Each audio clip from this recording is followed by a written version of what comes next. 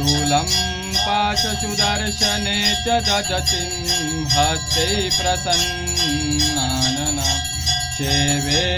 शैलविमर्दनी विद्महां लक्ष्मीं सरोदस्तिकां घण्टाशूलहलानि शङ्खमुसले चक्रं धनुसाहिकां हस्ताब्जे ददतिं गणातविलस शीतांसितुल्या प्रभा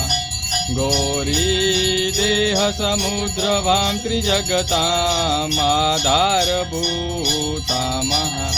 पूर्वामत्र सरस्वतीमनुभजे शुम्भादिदैत्यादिनीं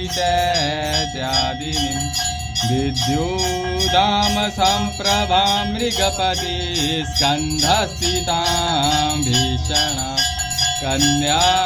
विकरवालखेटविलस हस्ताविरासेवितां